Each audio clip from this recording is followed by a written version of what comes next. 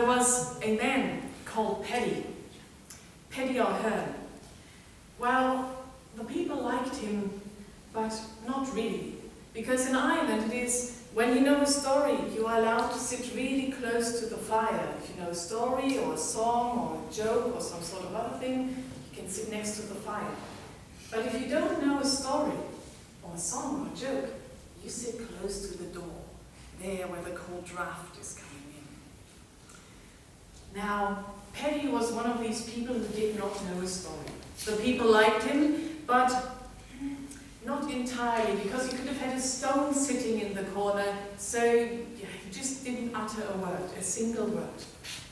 Now, Paddy worked for the farmers, and he did bits and pieces, and this night he just finished his work and walked down a dark alley, and he was pondering about his fate. No one really liked him, and he couldn't stay in a place for a long time, and where could he stay the night?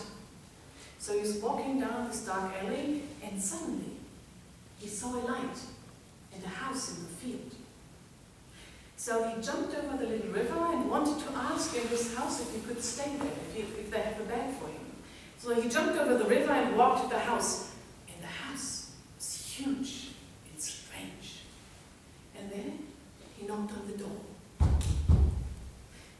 a man opened, a strange big man. "Ah, Paddy, come on in. I've got the soup ready." And he thought, how does he know my name? I've never seen him in my entire life before. But he didn't dare to ask because he was so big and strange.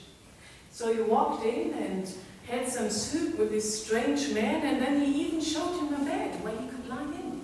And tired as he was, he took off his clothes and lay down in bed and shut his eyes. But I can tell you, in this night, he won't get a lot of sleep.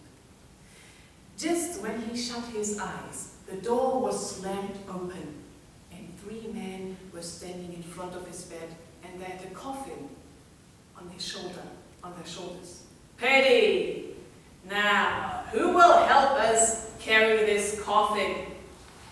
Paddy O'Hearn, he just heard. He was sitting straight up in bed and was looking for the host, but he couldn't see him anywhere. So he had to get out of bed and put on his clothes. And he was standing with the other 3 men under the coffin, which was laying really heavily on his shoulders, and they carried the coffin outside the house. They carried it across fields and meadows and hedges, and you know, Ireland is really wet. So after a while, he was completely wet and dirty, and he had scratches everywhere, and when he fell down, the man kicked at him and told him to get up and help carry the coffin. So they kept on walking for a while until they came to a high wall. "Who will push the coffin across the wall?" "Paddy O'Hearn."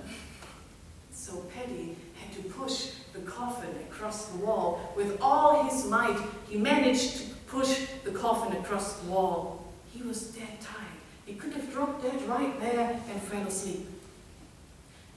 But he noticed that he was standing in the middle of the graveyard. "Now, who will dig the grave?" "Paddy O'Hearn." Now they gave him a shovel and he had to start digging the grave, and it took him quite a while. And when he finished, "Now, who will open the coffin?" "Paddy O'Hearn." What could he do?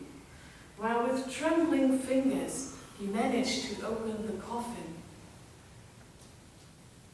And how surprising. It had laid so heavily on his shoulder, but there was no one in the coffin. "Now, who will lay down in the coffin?" "Paddy O'Hearn." When Paddy heard this, he started running. He ran across the fields and jumped over the hedges, and the 3 men behind him, they yelled and tried to grasp him, but he managed to get free again and kept on running. He has never run so fast in his entire life before. And eventually he saw a light. "Oh my God, please open the door, please open the door!" And the door was open, and in front of him stood a strange, large man. There was too much for Paddy. He collapsed and fainted. When he woke up the next morning, he was laying in the same bed he had laid in the night before.